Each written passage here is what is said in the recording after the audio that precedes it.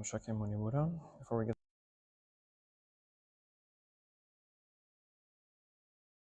Namo Shakyamuni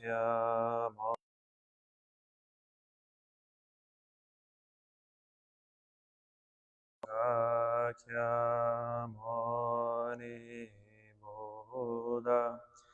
Namo Shakyamuni Buddha.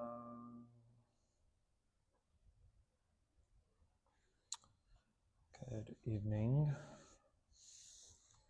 beautiful Sangha.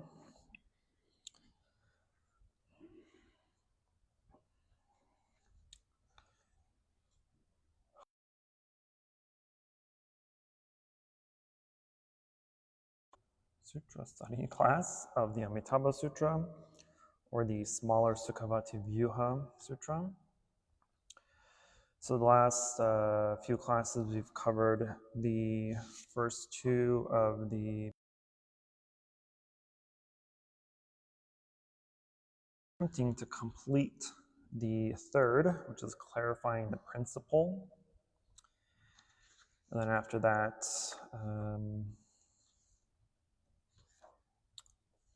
we should be able to finish in one more class. So our next class, we'll finally finish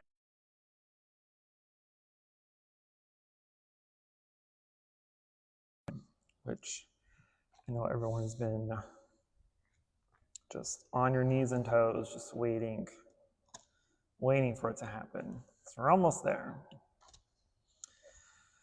So with clarifying the principle, this is the principle of the sutra itself.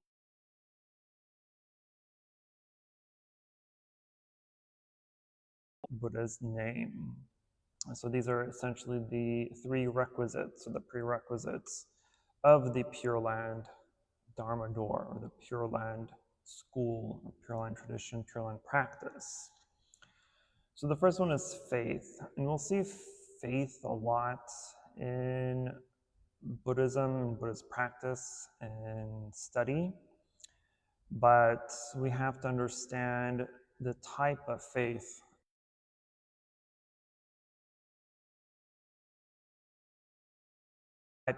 that we would normally think of in other worlds,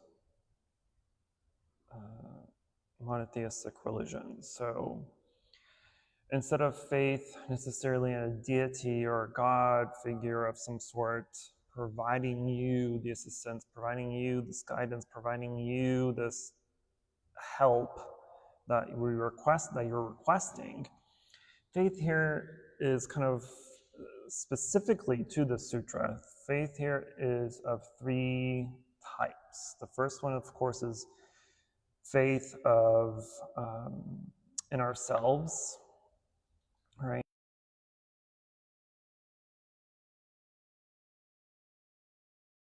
Give faith to the Buddhas, the Bodhisattvas to enlighten us, right? They're not here to provide us these enlightenment vouchers, right? You can't just get a ticket and say, I have an enlightenment voucher, I'm going to Nirvana, I'm going to the Pure Land, or whatever it is. But instead, the Buddhas and Bodhisattvas provide us the teachings and the guidelines and essentially the roadmap of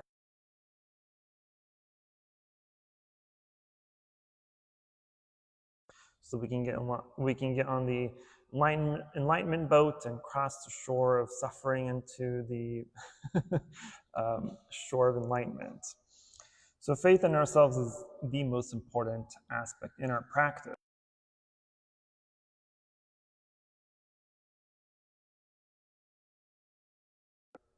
Serious in our practice, serious in our study, and serious in truly trying to better our lives for ourselves and for others, then we have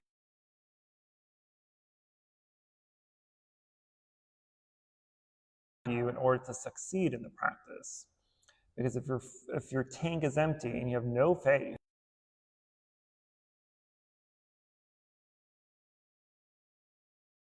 to study and to practice. And so we have to have that faith in ourselves. And so when we have that faith in ourselves, this reminds us and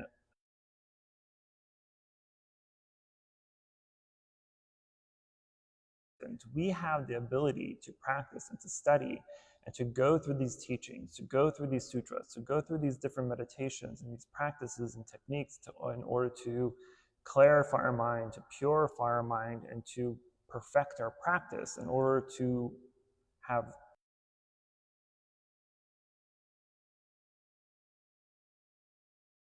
the false delusional reality that we live in, right? And so when we have faith in that self and in ourselves, and we have that reminder that we have the capability of becoming enlightened, right? That is the whole principle of Mahayana Buddhism, is that we all have the capacity to become enlightened. We have the capacity to become Buddhas, fully enlightened Buddhas. But that path to become fully enlightened is difficult. But luckily, we have roadmaps, we have blueprints, we have the teachings, we have the sutras, and we have the means to walk this path in a clear, wholesome way. The second type of faith here is the faith in the Pure Land that the Amitabha Buddha Sutra is referring to. So the Sukhavati Vyuha, Sukhavati is the name of Amitabha's Pure Land. And because before Amitabha realized Buddhahood, right, he was also an ascetic. He was a monk named Dharma Treasury. And as a monk, as a bodhisattva, he made 48 vows, which we can find in the larger Sukhavati Vyuha Sutra. He made 48 vows, essentially vowing that he himself will not attain Buddhahood until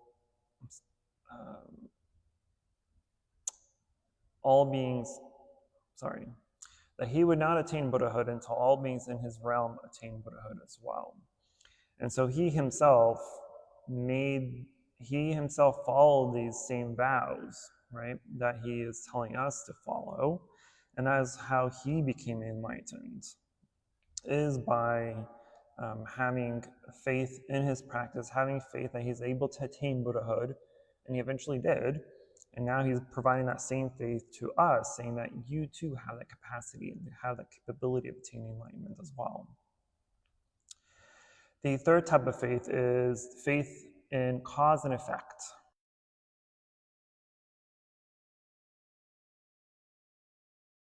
Planted good roots, but we also planted bad roots, right, in our field of consciousness throughout all the myriad of lives that we've had in the past.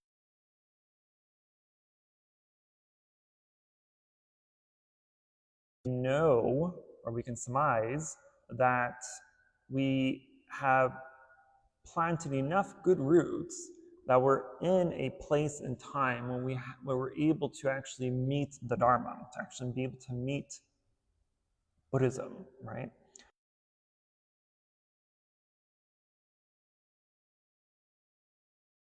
Or in locations where they don't have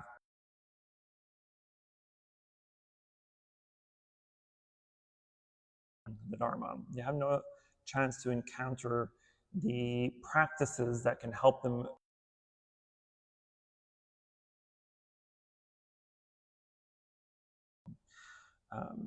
clear their ignorance.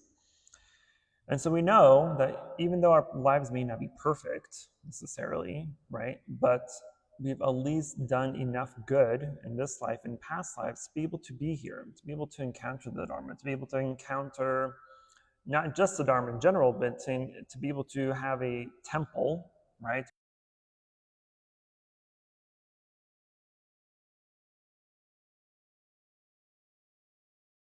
Monastics that may be able to speak your language, to be able to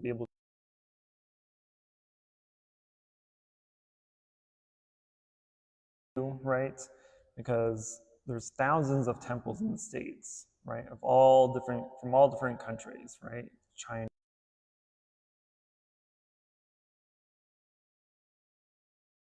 Tibet, all these different places, but very, very, very few of them have the resources to be able to give Dharma talks in English, or at least the spoken language of whatever community that they're in. That's not their own. And so for those that don't have those opportunities, right, then they have to rely on books. They have to rely on online material. They have to rely on videos and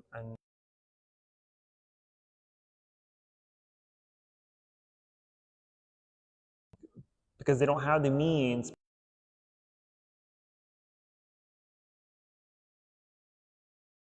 of books. You can watch all these videos, but you may still have questions. You may still be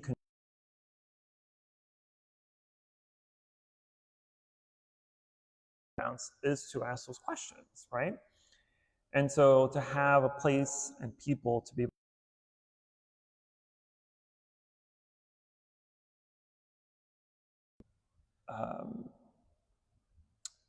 an extremely holistic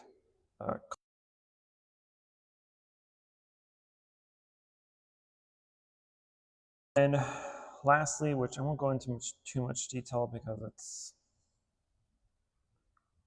a mouthful, but also in the sutra, the final type of faith is faith in the phenomena and the noumena of the Amitabha Sutra. So here specifically, phenomena and here is Amitabha himself, who has great affinity with us, has great affinity with sentient beings, and has the ability to guide us to Buddhahood. The nominal principle here is that we know that great affinity exists, because without it, we would have not met the Pure Land teachings or the Pure Land door, or generally speaking, the Dharma itself. And so Amitabha Buddha and all living beings Amitabha Buddha is all living beings, and all living beings is Amitabha Buddha. And we can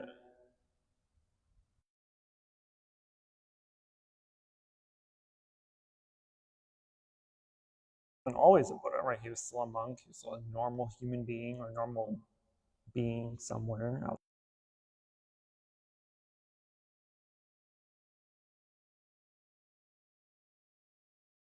Practicing, learning, studying, doing what we need to do to elevate ourselves, to ascend, to transcend ourselves into a higher state of understanding, which is enlightenment. And so we have to understand these kind of, again, I'm not going to go into too much detail because it's a mouthful, but we do have to kind of, as you do your own study of the Amitabha Sutra and you read the commentaries of the Amitabha Sutra,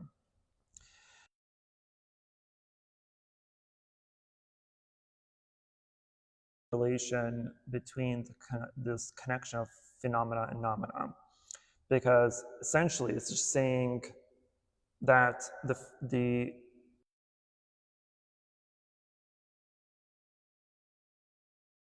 Buddha, and the noumena is the things that, or the causes that create that result. And so likewise, we are just the causes. We as human beings, we're the cause. And our cause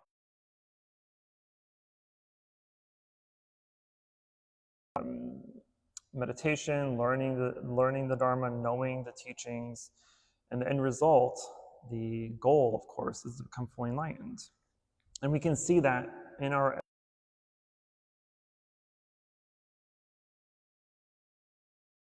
tree has the potential to become a house. Yes, right? And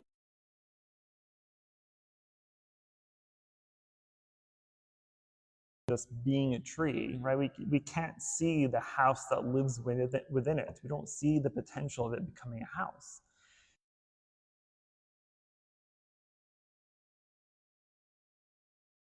Within ourselves, right? Sometimes we don't have the motivation to study. Maybe we don't have the motivation to read. We don't have the much motivation to practice or to meditate or to do deep contemplations, because we think of ourselves as so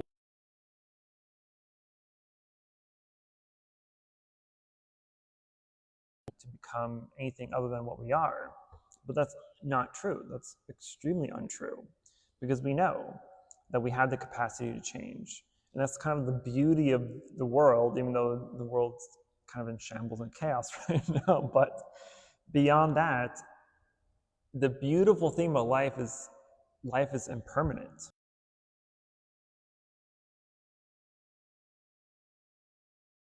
What makes things beautiful? Just look at all our peach trees outside. Just a couple of weeks ago, they were bare and dead.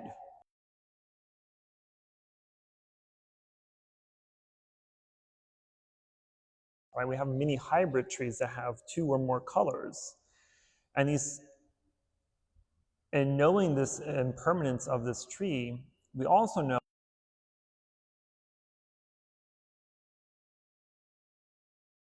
for a few more weeks, and then they too die and fall off, and then the leaves come, and the leaves will stay all the way up until winter. Then the winter leaves fall and the tree dies again, but then spring comes up and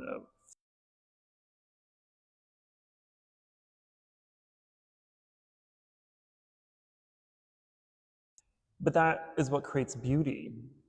That's why we value these things that are impermanent, right? That's why we place flowers on the altars. That's why we light incense, right? We light incense. The meaning of incense.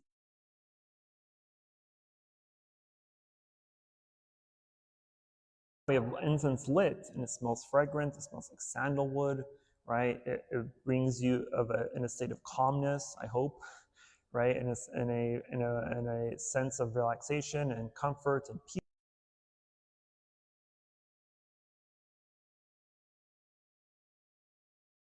Die out, and the scent is no longer there. You'll have that lingering scent for a while, but come tomorrow morning, you won't smell it at all. But the reason the incense is there is while the incense is burning, while it's still fragrant and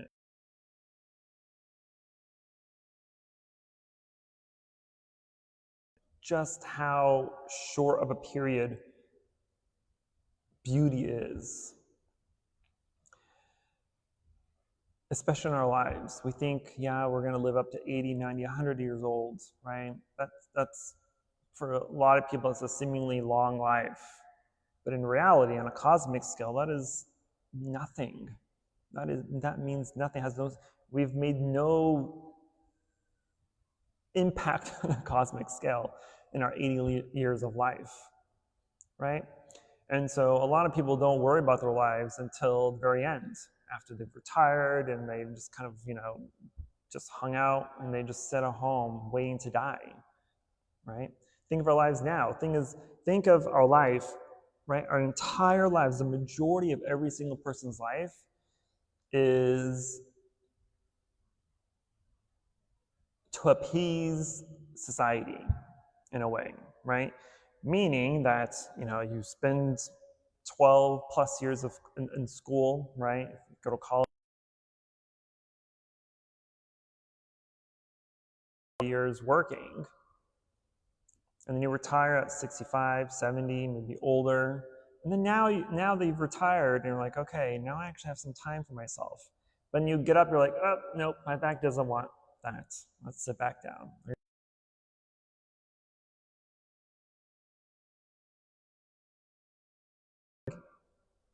Without being able to truly enjoy it. And then when we do have the time to enjoy it, because now we don't have any work anymore, we're retired, the kids are off, whatever it is, but now we don't have the energy, we don't have the capacity to enjoy life.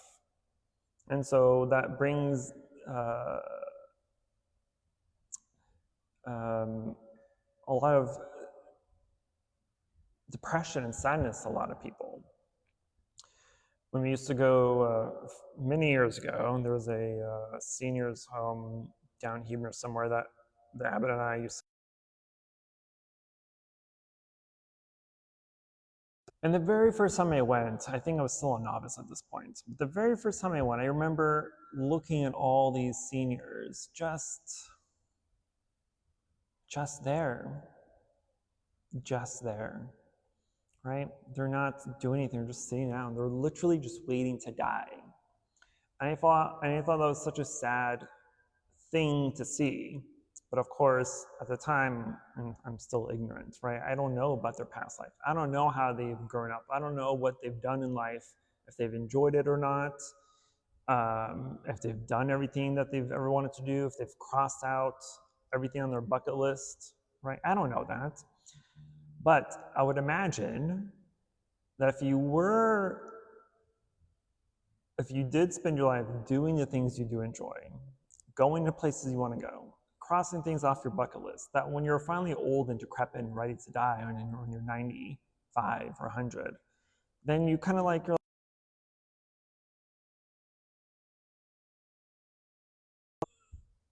having a good time, you're just waiting, right? You're not waiting to die in a depressing, sad thing because you're sad, but you're ready because you've done everything you wanted to do. Life was good. You've gone places, you've seen things, you've met people, you've done this, and you've done that, and you can die peacefully. But my point is, I've gone way off topic. My point is the principle of impermanence is such an obvious thing in life, but it's also it's the most that people ignore, right? And we ignore it because we don't want to face it. They don't want to face that life is impermanent. They don't want to face that they're getting old. They don't want to face that we're getting sick. They don't want to face that we're aging and we're about to die, right? We don't want to face that people in our lives die or disappear. We don't want to admit that things change, people, live and die or move, that life changes, your job changes.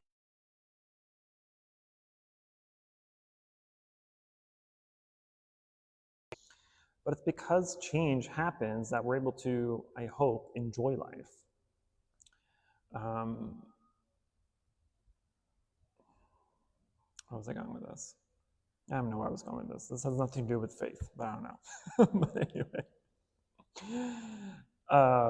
I'm sorry, no, it does. So it's faith in the phenomena and the phenomena of things.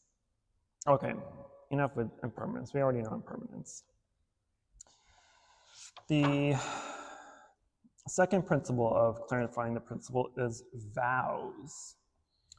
So vows here is also a little of not a tricky topic, but it's also a very specific thing to Buddhism. Because if we ask what a vow is, right, it's something that we may wish, that we may aspire to. It's the tendency of our thoughts, right? That is a vow. So in Buddhism, there's actually 4 great vows that we chant pretty often, or we chant almost in every service. The sentient beings are limitless. We vow to liberate them. Afflictions are endless. I vow to eradicate them. Teachings are infinite. I vow to learn them. Buddhahood is supreme. I vow to attain it. Those are the 4 great vows in Buddhism. And so for those practitioners that have taken Bodhisattva vows, for instance, right, these are the 4 main vows. And then you have 10 major vows and 48 minor vows. But even those that do not take Bodhisattva vows can still vow these 4 vows, right? You can still do your part in your practice, in the world, to save living beings, right? I don't want to use the word save because that's something godly or something. Are afflicted, right? Then they have sufferings. And so we do our job in order to try to alleviate some of that suffering.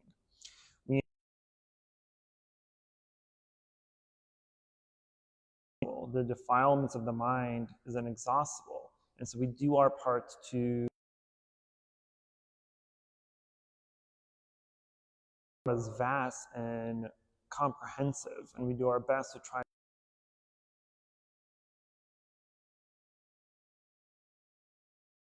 And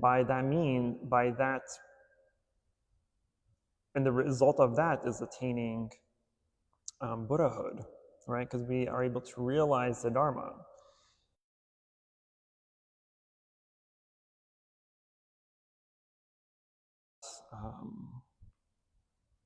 Because they asked, how does one know we've attained nirvana? I was like, well, when I get there, I'll let you know. That's my first answer. The second part of my answer was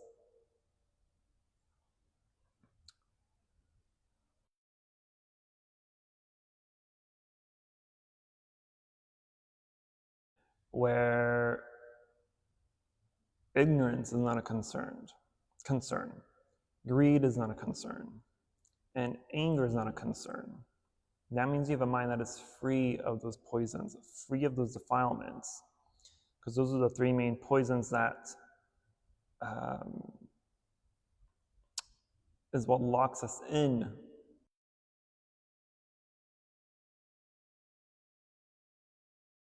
Death and rebirth constantly over and over again. And so if you can go about your day, and even though the eradication of these poisons is difficult all in its own, but through the practice and through meditation and through your interactions with people, you can, if you're mindful enough and aware enough of yourself, of your mind,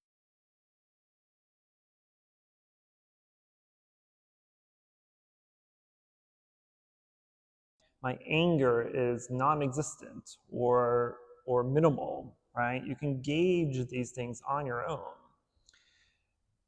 And then when the day comes when none of them are affected anymore,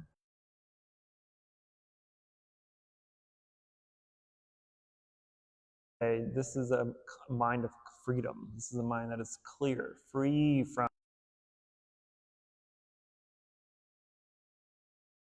suffering, this world of suffering. Okay. The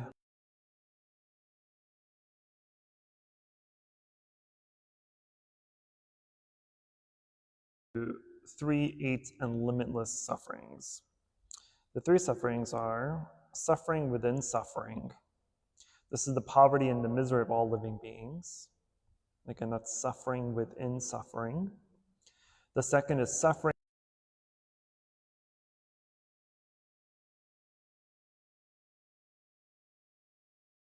of decay.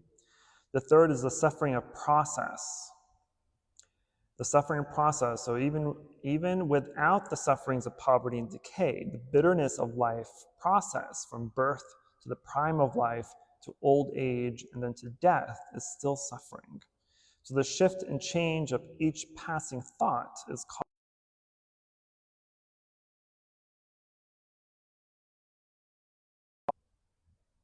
There is no being that is ever free of suffering.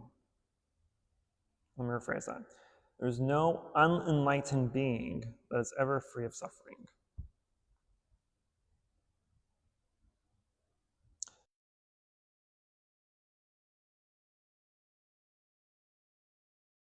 You're rich, but you have the suffering of worrying about taxes. Not in this country, apparently, but you have suffering of paying taxes, high taxes. If you're poor, you have the suffering of not having enough money to feed yourself, right? If you're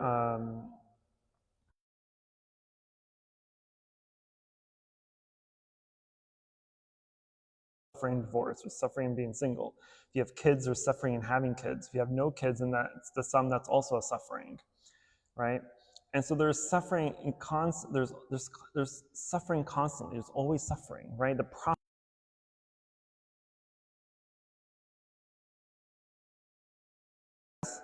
There's a difference between suffering and non-suffering, right? Because there can be a life of suffering and there cannot be a life of non-suffering, right? There's both. They both intertwine. They both exist at the same time.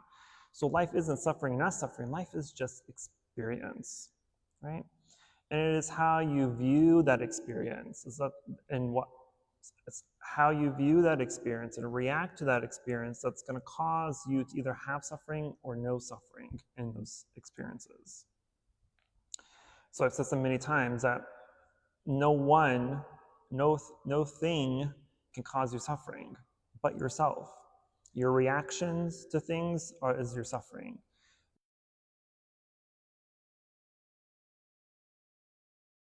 In you, there's no one outside of you that's causing these sufferings. It's just how you perceive things.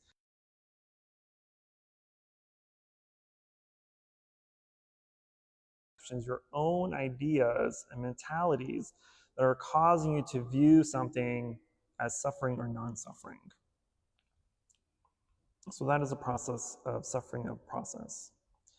And then there are the 8 sufferings, which I just quizzed Quang on the other night. So I'm going to quiz him again.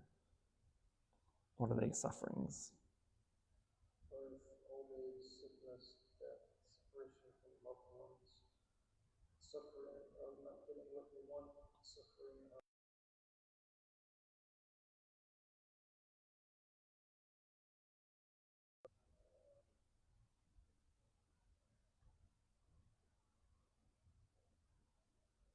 I called it the suffering of suffering.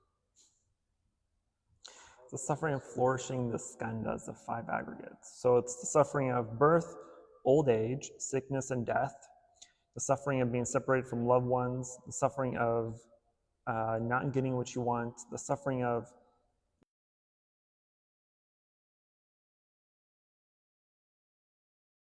skandhas, right? Of form, feeling, perception.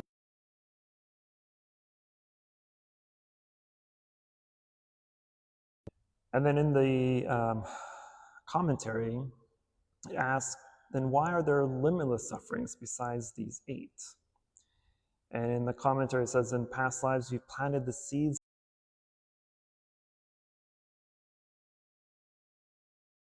which we loathe to part from. So having established causes and conditions,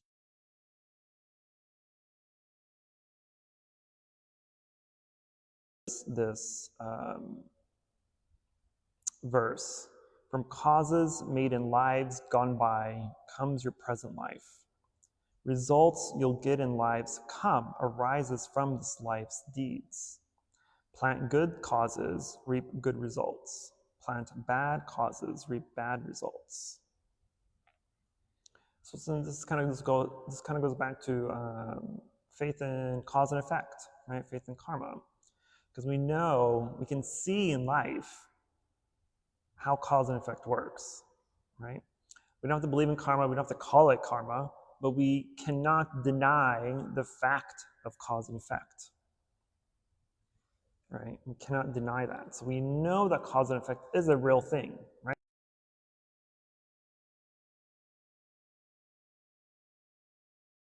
You're causing a cause and effect right now by breathing. By breathing, that was the cause. Living is the effect. Is it not? Stop breathing. Let's see if you still live. Nope, not going to happen. So we have to, so that deep understanding of cause and effect and seeing how everything is a result from cause and effect, right?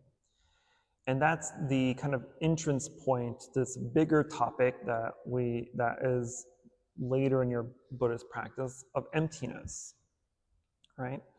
Emptiness is the realization that everything is a process of cause and effect, that no thing is inherently existent of its own. Nothing just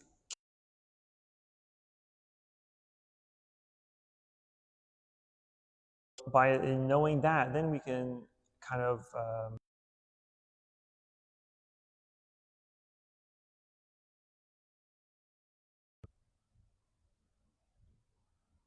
our own suffering.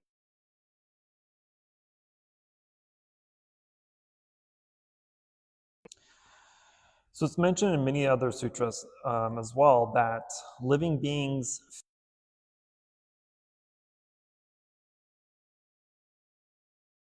causes, not the results.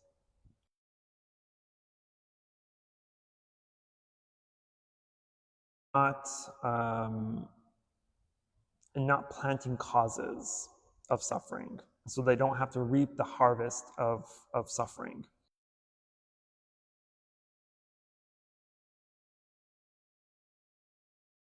Even though they sometimes do have to suffer, but they do it willingly because they want to use up all their negative karmic brownie points, right? They want to use it up, and so that they no longer have those seeds of suffering. And so they're essentially just burning away what causes, they're burning away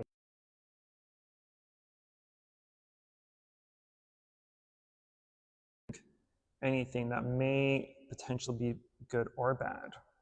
They just endure that suffering to end the suffering. But us, on the other hand, as normal beings, right, we're not afraid to plant the causes of suffering. Right? We do it sometimes willingly.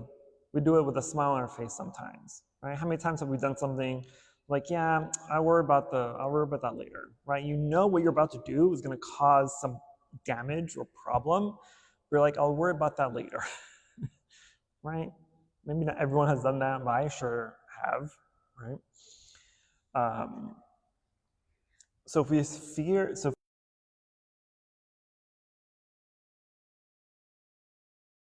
but we certainly do, and we reap those bitter fruits of that suffering.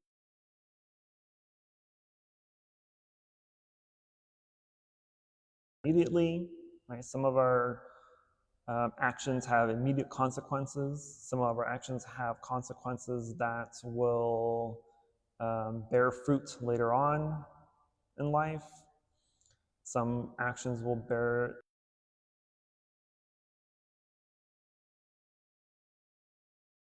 have.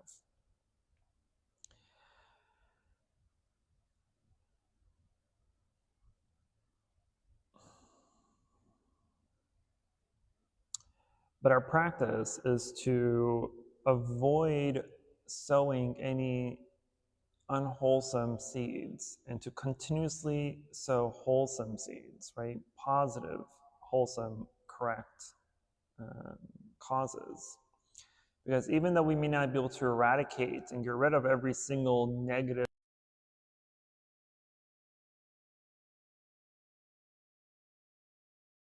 run its course. There's no such thing of deleting bad karma. There's no such thing of eradicating karma, right?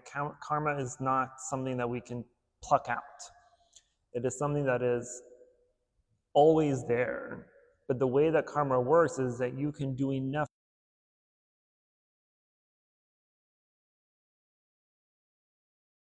right? So you can essentially drown the unwholesome karma. You can drown the negative karma that we've sown in this life and in previous lives.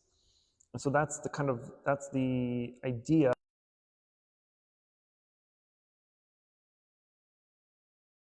Follow the precepts, why we do wholesome actions, why we do wholesome or have wholesome thoughts, speech, and actions. And so in the sutra, the Buddha is telling, or the Amitabha Buddha is telling us that if you follow these three principles of faith, vows, and reciting the Buddha's name, I need to speed up, I'm losing time. Reciting the Buddha's name, then regardless of your negative karma that you've sown in the past, you will be allowed to come into the land of ultimate bliss. You'll be able to come into this pure land, because in the pure land,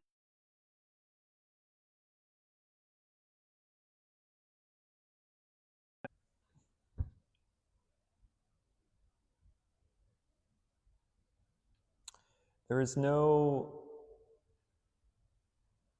causes of any negativity to happen. There's nothing there that would allow you to even think, say, or do anything negative or harmful.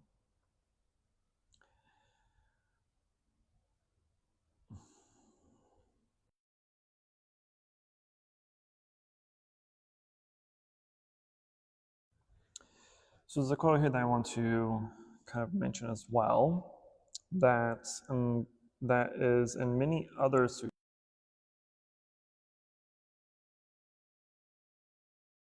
The Buddha saves living beings, but in reality, there's not a single living being that he saves. He resolves to lead everyone to understand the Buddha Dharma in order to lead them to enlightenment. But when you take beings across, do not be attached to the mark of taking beings across. So he's telling us to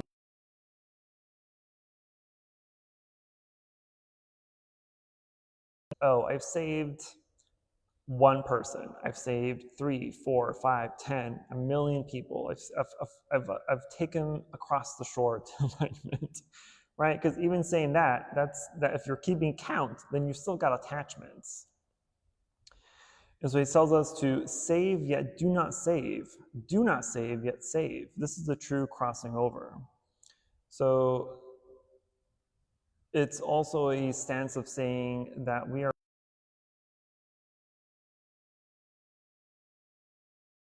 food and sleep are real. But if they're false, then what is true, right? These things are all necessities, but if you attach no importance to them, then you're relaxed.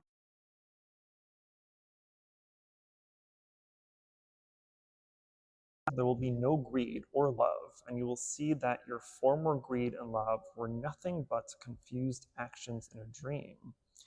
You should think of them in this way, put everything down, let it all go. But if you can't put it down, you're attached and nothing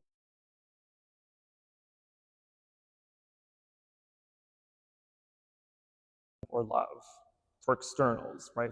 Do I have any greed and love for anything that's outside of my own mind? Right? Are you greedy for good things and repulsed by the bad? Question. Are you greedy for good things and you're averse to the bad?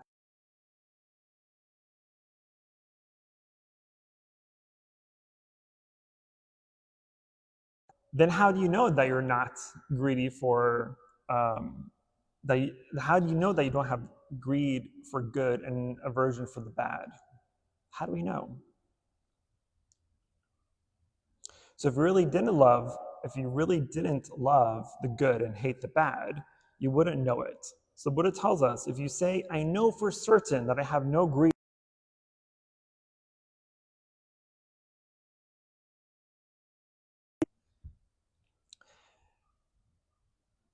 and the disciple then asks why, and Buddha says, because you know that you have none.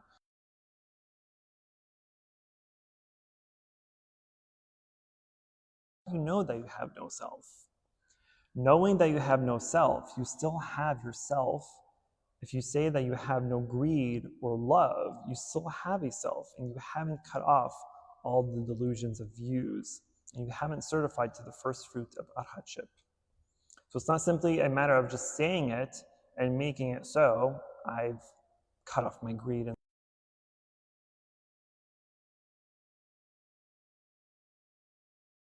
And so if we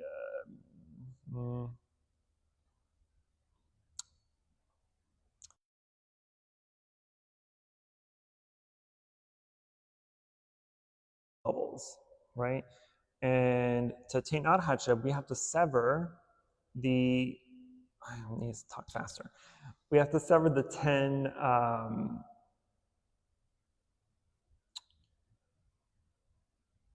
fetters, right? The first fetter is non-self, is the eradication of non-self.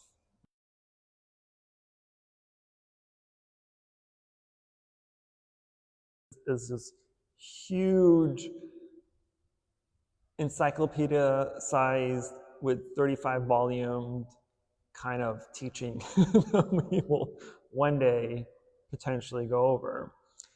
But this idea or this concept of non-self is not something that we can just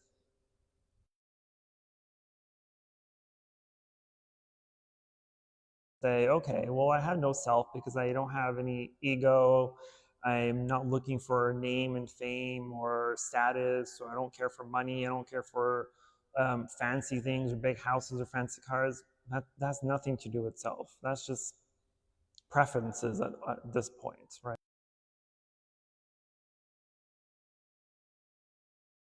Is on one side is the recognition that there is no me and you.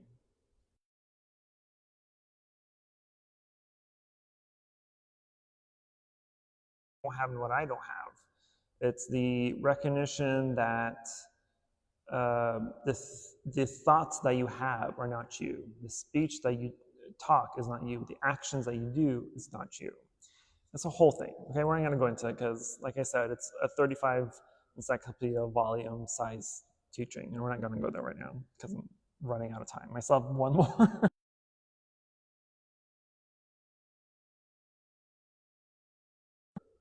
But anyway,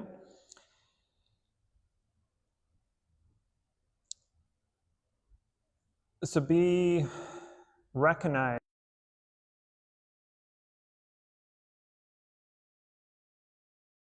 our own ignorance, our own anger, when it arises. Because a lot of times people are also so afraid of saying the words, I don't know. I don't know why. People are afraid to say, I don't know, especially if you're in a position of someone who should know, right? That people come to you for answers.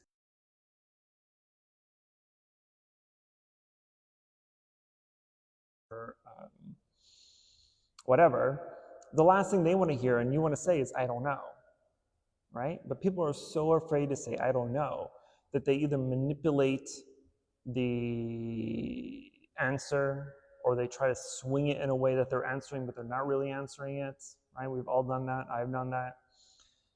But we have to acknowledge that.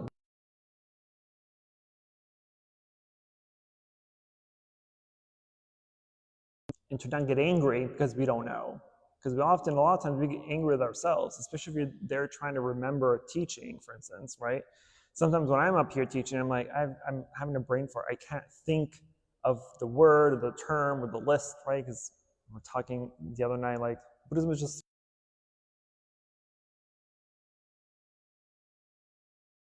possible to learn every single thing.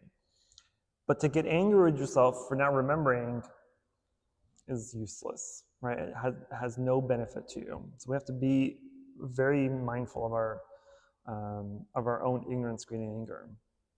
Okay, I'm gonna stop right there, even though there's a little bit more, but I've no.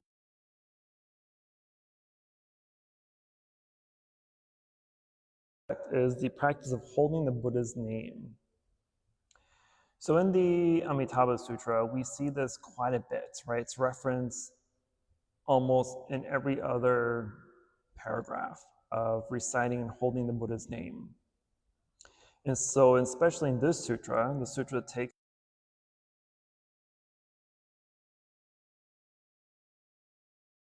its main focus as its fundamental teaching. And it's the idea of reciting the Buddha's name. There's an example that's given often is reciting the Buddha's name is like throwing a water.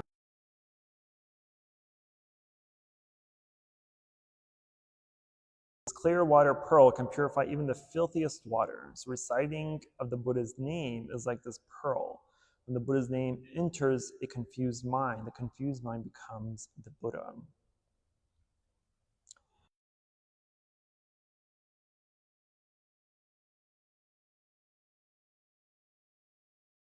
Understanding when, especially in the Pure Land doctrines,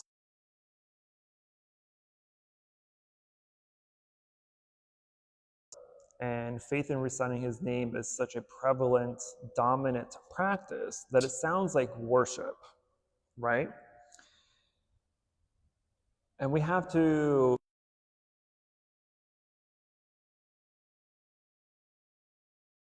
worship that we're practicing here.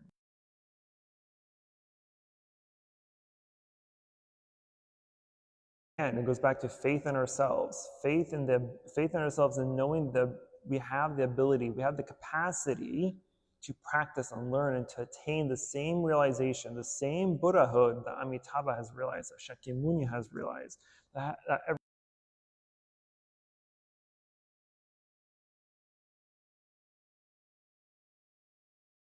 is just a recognition that we have that same capacity to become Amitabha Buddha. Because when you become a Buddha, you are equal to every single Buddha that ever existed. Because all Buddhas have the exact same realization. They all have the exact same full and complete enlightenment, state of enlightenment. So when you attain that same level, that same enlightenment, you are equal to every Buddha that ever existed. So this is why it's saying you're not worshiping the Buddha, you're not worshiping Amitabha Buddha, you're practically worshiping yourself. You're reminding yourself that you are a future Buddha, that you have the capacity, that you have the resolve to attain what he has attained. And then the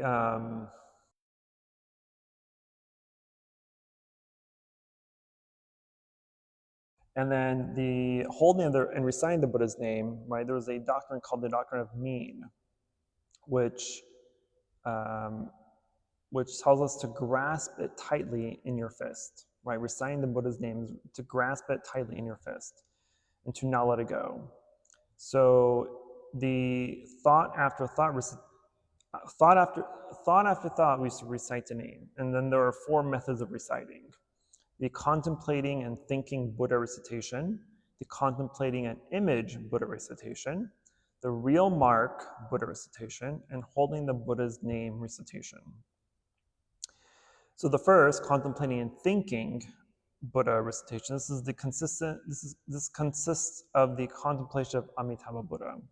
So in the Pure Land school, there's 3 main Amitabha Sutras, right? The shorter Sukhavati Vyuha Sutra, the shorter Amitabha Sutra, the longer Amitabha Sutra, and the sutra on the contemplation or the meditation of Amitabha Buddha. And in this sutra, it provides, I don't remember how many, 13 or 16 practices or visualizations that we can use to visualize Amitabha in its Pure Land. And so this is that contemplation.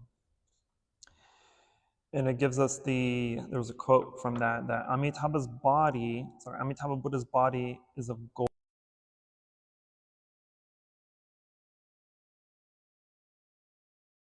Is 5 Mount Sumeru.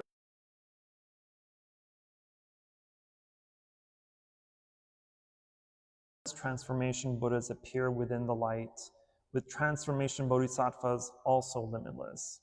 His 48 vows take living beings across in 9 grades of lotuses. They ascend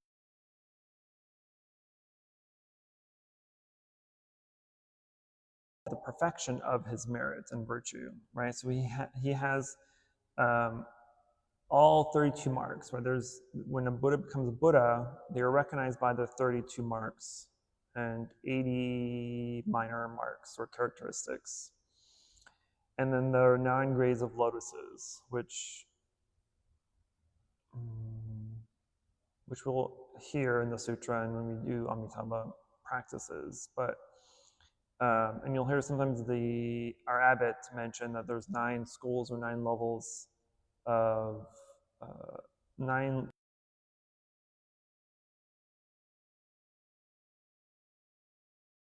the different types of enlightened states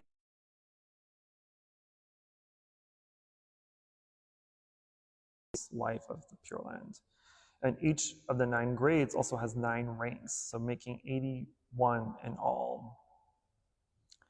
And these are living beings in all these grades are led to the other shore of enlightenment.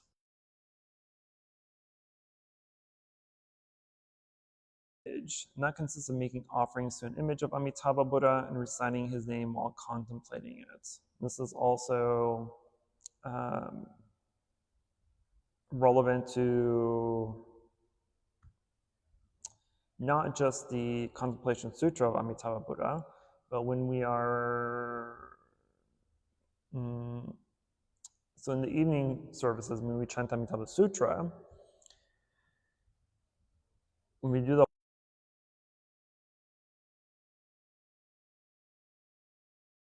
when we do retreats, right? In one of the walking meditation sessions, we practice the Amitabha walking meditation, right? And so as we do the Amitabha walking meditation, or even if you're just sitting and reciting Amitabha in your mind, we're also doing a visualization of Amitabha.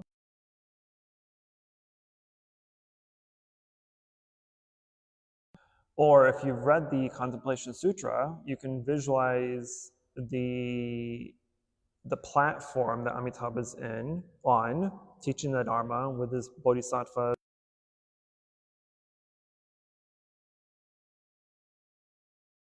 Pools of purified water with these lotuses as large as carriage wheels and all these other imagery, right? But the point is we are reciting Amitabha while contemplating, versus the first one is just visualizing Amitabha.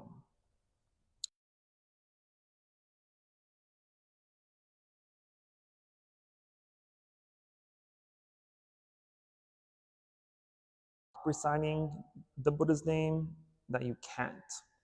So the recitation flows like water and lives within you. This is the state of the Buddha, recitation samadhi, reciting and yet not reciting, not reciting and yet reciting. So this is where, so in the Pure Land school, in Pure Land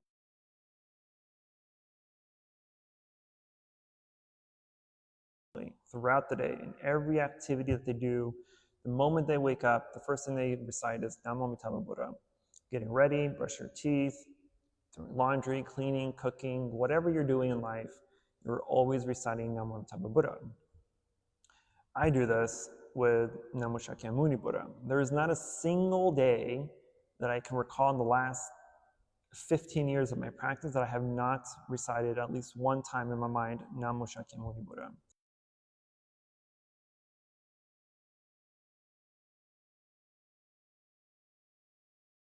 Shakyamuni Buddha. Every time I open a door, it's Namo Shakyamuni Buddha.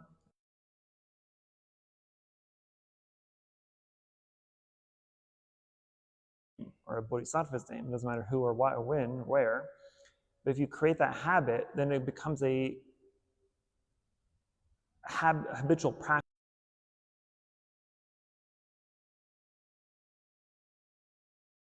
Well, why are we reciting? What is the power in reciting? So the recitation itself has no power, but what it's doing in the mind is where the power lies. Because what it's doing is, one, it's focusing your concentration, right? Because when your mind is busy concentrating on something, especially reciting the Buddha or the Bodhisattva's name, your mind has less space for distractions to arise. Your mind has less space to be preoccupied with past events.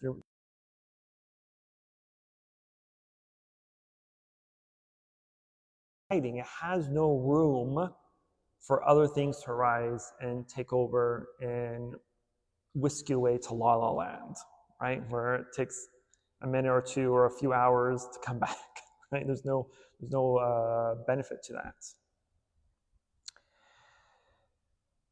And then the fourth kind of Buddha recitation is that of holding the name. So both moving and still, one recites Namo Amitabha Buddha. And recitation must be clear and distinct. And as we do this, the three karmas of body, mouth, and mind must be pure. So the mouth is free from the four evils.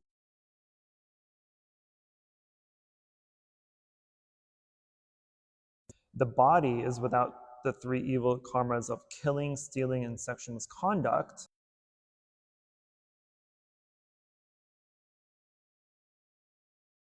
When we are free of these 10 evils,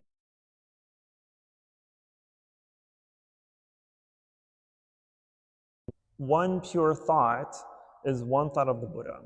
So when every thought is pure, every thought is of the Buddha. So your concentration becomes very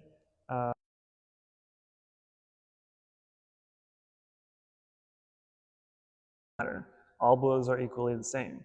All Bodhisattvas are not equally the same, but they're still enlightened beings. And that is our desire to become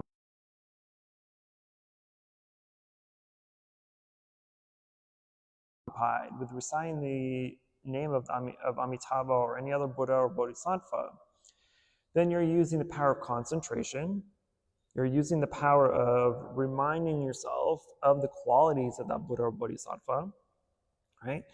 Because that is also the main reason why the statues are here. This is the reason why we bow. This is the reason why we chant.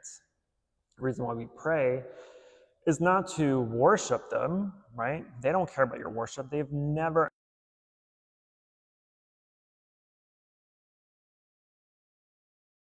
tools to remind you of the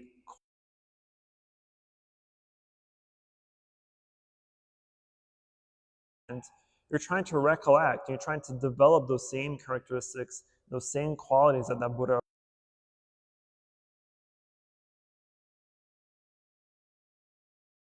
Just think about your day. Think about your daily life. How often do you think to yourself, I need to develop the qualities of a Buddha? Instead of doing this, I should do this instead. Instead of saying this, I should say that. Instead of thinking this way, I should think that way. How many times do we do that? How many times are we mindfully not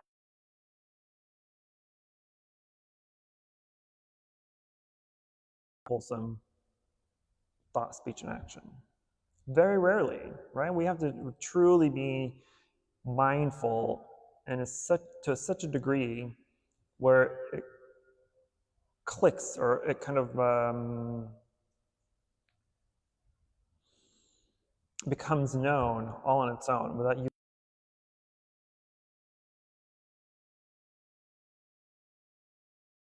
Consistency comes in, because the more you practice to be mindful, the more you practice to be aware of how you think, talk, and act, the more habitual it becomes. And so you no longer have to remind yourself to think wholesome thoughts, to say wholesome things, and to do wholesome deeds, right? You just do them. They become habit, they become routine. But we're not there yet. Most people are not there yet, right? But that's why we practice. This is why mindfulness is such a big deal, because it can transform your entire life. It has the power to liberate us. It has the power to enlighten us. But most people don't want to do it because they're lazy, unfortunately, right? They don't want to put the effort in trying to create a better state of mind for themselves.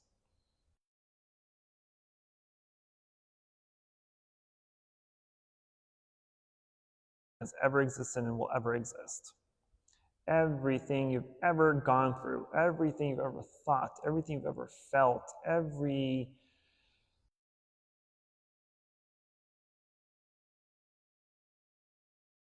or joy or happiness or ecstasy or euphoria or anything else that you've ever experienced in life is all caused by the mind. So if the mind has so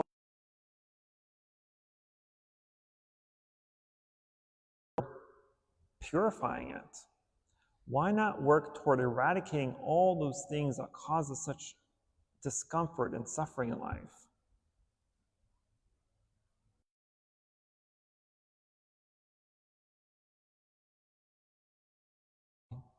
Hence why we practice why meditation.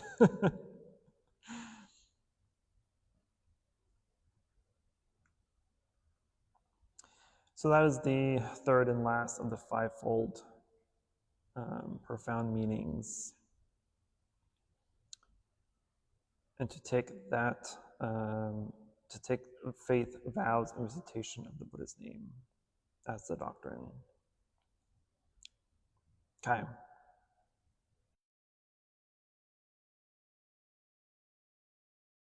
To be, so that's good news for me. Questions, concerns, emotional outbursts? Yes. You said that this has to go with holding the name of saying, okay, how would I act in the way a Buddha would? And that becomes a habit, becomes a routine. But then now, is there a problem with that if there becomes like autopilot? Do you lose your mindfulness in that case? You can, yes. But even mindfulness has to have mindfulness. Right?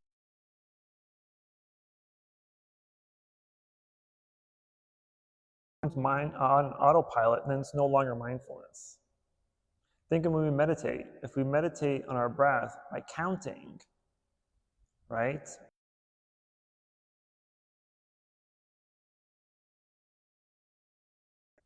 If you stay mindful, you're able to be aware of the count, where you left off. If you mess up, you have to repeat, to go back, whatever. If you're unmindful, you counting from 1 to 10 ends up you counting from 1 to 1,000.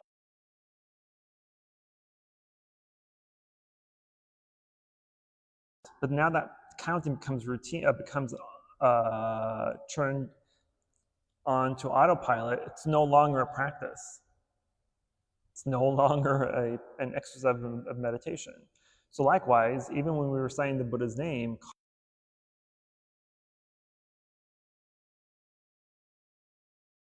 every day, all day, becomes habit to the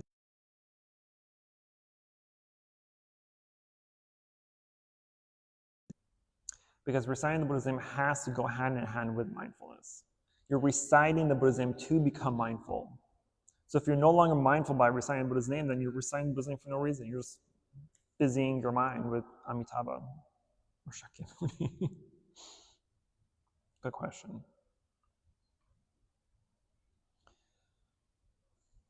Any other questions?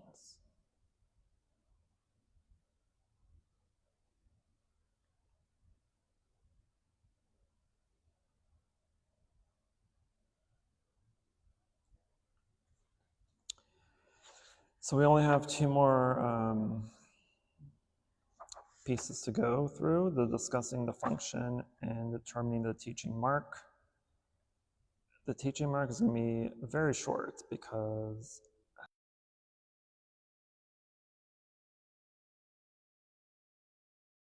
I'm trying to not teach it the way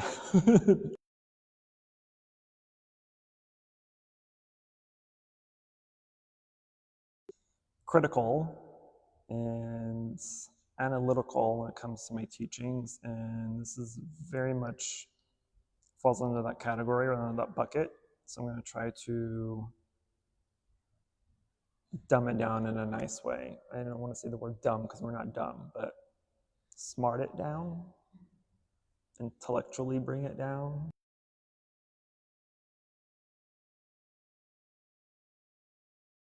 Class, we'll finish all of these 5 categories and we'll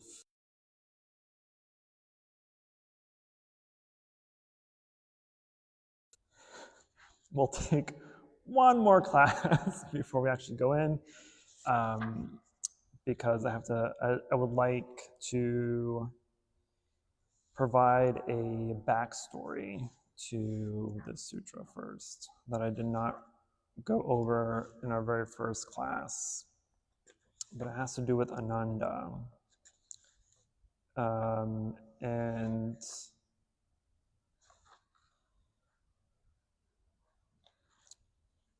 the questions that Ananda asked the Buddha before he died. While the Buddha was on his deathbed, Ananda asked 4 great questions. And those 4 great questions are the answer to how our sutras are titled, put together, and taught. So I think that would be it.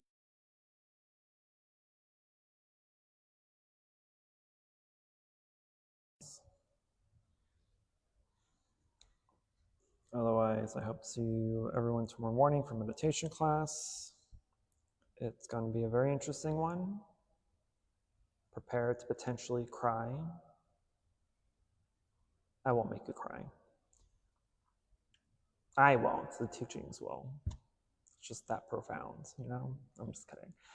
Okay, well then we will close the class. End the discussion and close class. Please join me in invoking the Buddha's name and transferring the merits. Namo Shakyamuni Mo Mani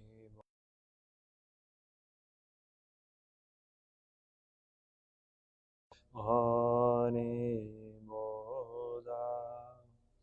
For any positive karmic action we've accumulated here today, we wish to transfer the merit to all sentient beings and wish them full enlightenment.